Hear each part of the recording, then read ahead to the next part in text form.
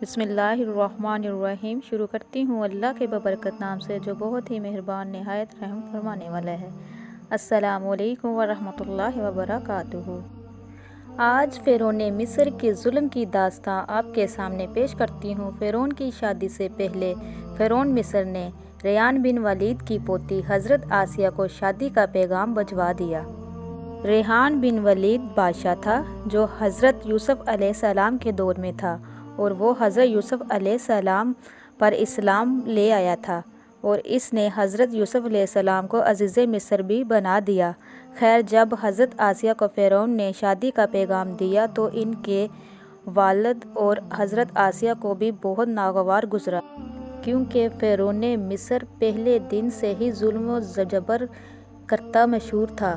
لیکن فرعون نے اپنی بادشاہیت کے زور پر جبر کے ساتھ حضرت آسیہ کے ساتھ شادی کر لی اور دھمکی دی کہ اگر یہ شادی نہیں کرے گی تو آپ کے والدین کو قتل کر دیا جائے گا۔ لیکن شادی ہونے کے بعد بھی اللہ تبارک تعالیٰ نے حضرت آسیہ کو فرعون سے محفوظ رکھا اور وہ آپ پر قادر نہ ہو سکا۔ اس بارے میں مفسرین لکھتے ہیں کہ شادی کی پہلی ہی رات جب فرعون حضرت آسیہ سے ہم بستری کے لیے کمرے میں گیا تو اللہ تبارک تعالیٰ نے اس پر نیند کا غلبہ ڈال دیا۔ وہ ساری رات سویا رہا۔ کچھ کتابوں میں لکھا ہے کہ اللہ تبارک تعالیٰ نے فرعون کو نامرد کر دیا تھا، جس وجہ سے وہ حضرت آسیہ سے صحبت ہی نہ کر سکا، اور بعض نے لکھا ہے کہ فرعون کو ایک ایسی بیماری لاحق ہوئی تھی کہ طبیبوں نے اس کو ساری زندگی صحبت سے منع کر دیا تھا۔ تو یہ بھی حضرت آسیہ علیہ السلام کی ایک طرح سے کرامت ہی ہے کہ اللہ تبارک تعالیٰ نے انہیں کیسے فرعون کے ناپاک جسم سے محفوظ رکھا۔ بعض روایات میں فرعون کی ایک بیٹی کا ذکر بھی ملتا ہے۔ آپ کو یہ بتاتی چلوں کہ وہ لڑکی انہوں نے کسی سے لے کر پالی تھی۔ ایک رات فرعون نے خواب میں دیکھا کہ اس کا محل نیست و نابود ہو چکا ہے۔ خوف و وحشت سے اس کا پورا وجود لرز اٹھا۔ اس نے نجومیوں کو بلا کر ان سے اپنے خواب کی تعبیر پوچھی۔ انہوں نے کہا کہ عنقریب بنی اسرائیل کا ایک بچہ تمہارے محل کو تباہ برباد کر دے گا۔ اس لیے فرعون نے حکم دیا کہ بنی اسرائیل میں جس کے ہاں بھی لڑکا پیدا ہو اسے فوراً قتل کر دیا جائے، لیکن اگر لڑکی پیدا ہو تو اسے قتل نہ کیا جائے تاکہ ان کی نسل باقی رہے۔ جب حضرت موسیٰ علیہ السلام پیدا ہوئے تو ان کی والدہ نے فرعون کے سپاہیوں کے ڈر سے حضرت موسیٰ علیہ السلام کو ایک صندوق میں رکھ کر دریا میں ڈال دیا۔ دریا سے ایک نہر فرعون کے محل کے پاس سے بہتی تھی۔ یہ صندوق بہتا ہوا اس نہر میں چلا گیا۔ سبحان اللہ۔ فرعون نے حکم دیا کہ اس محل میں لا کر کھولو۔ جب صندوق کھولا تو اس میں ایک خوبصورت بچہ نکلا۔ قبطی زبان میں پانی کو منہ اور درخت کو ساح کہتے ہیں۔ یہ صندوق پانی اور درختوں کے درمیان پایا گیا تھا۔ اس وجہ سے حضرت بی بی آسیہ رحمۃ اللہ رضی اللہ عنہ نے آپ کا نام موسیٰ رکھا۔ حضرت آسیہ نے جب حضرت موسیٰ کے چہرے پر نوٹ دیکھا تو انہوں نے حضرت موسیٰ علیہ السلام کو اپنا بیٹا بنا لیا اور فرعون سے کہنے لگی، یہ بچہ میری اور تمہاری آنکھوں کی ٹھنڈک ہے، اسے قتل نہ کرو۔ لیکن نامرد فرعون کہنے لگا، اسے تم ہی رکھو، مجھے اس کی کوئی ضرورت نہیں۔ حضرت محمد صلی اللہ علیہ وآلہ وسلم نے فرمایا، اگر آسیہ کی طرح فرعون بھی اس بات کا اقرار کرتا کہ یہ بچہ اس کی آنکھوں کی ٹھنڈک ہے تو ضرور اللہ پاک اسے ہدایت عطا فرما دیتا۔ حضرت آسیہ رضی اللہ عنہ کو اللہ پاک نے قرآن مجید میں عورتوں کے لیے نمونہ بھی قرار دیا ہے۔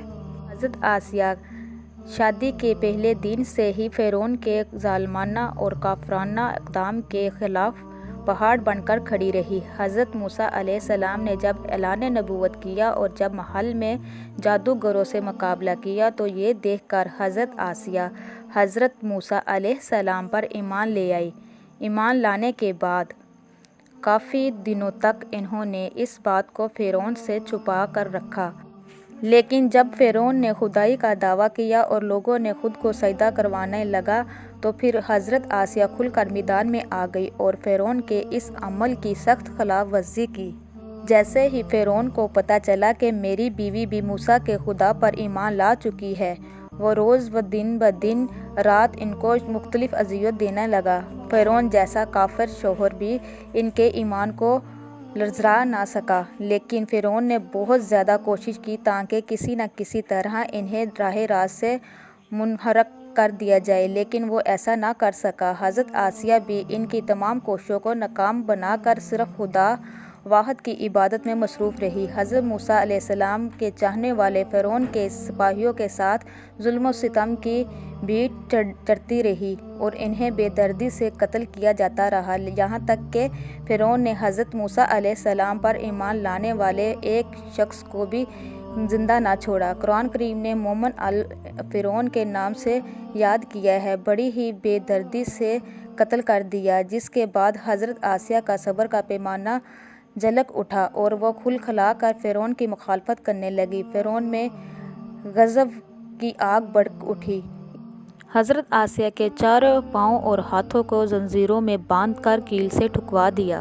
وہ ہل بھی نہیں سکتی تھی اور بھاری پتھر ان کے سینے پر رکھ کر ریت پہ تپتی دھوپ میں لٹکا دیا اور پانی بند کر دیا۔ اللہ اکبر! ایک دفعہ ذرا سوچیے تو صحیح میرے پیارے بہن بھائیوں، تنہا عورت اور ظالم جبر شوہر کا محل، ہاتھ پاؤں میں کیل ٹھوکے ہوئے اور سینے پہ بھاری پتھر رکھ دیے گئے، پھر بھی حضرت آسیہ رضی اللہ عنہا ایمان پر عزیم رہی، ڈٹی رہی، اس کے باوجود قائم دائم رہی اور فرعون کے کفر سے خدا کی پناہ مانگتی رہی۔ ایک روایت میں یہ ہے کہ فرعون نے حضرت آسیہ کی کھال تک اتار دی۔ اس میں کوئی شک نہیں کہ عورت کے اندر اتنی طاقت موجود ہوتی ہے کہ وہ ہر مصیبت کو سہ سکتی ہے۔ اللہ تبارک تعالیٰ سے دعا ہے کہ اللہ تبارک تعالیٰ ہم سب کو بھی ایسے صابر لوگوں میں سے شامل کرے۔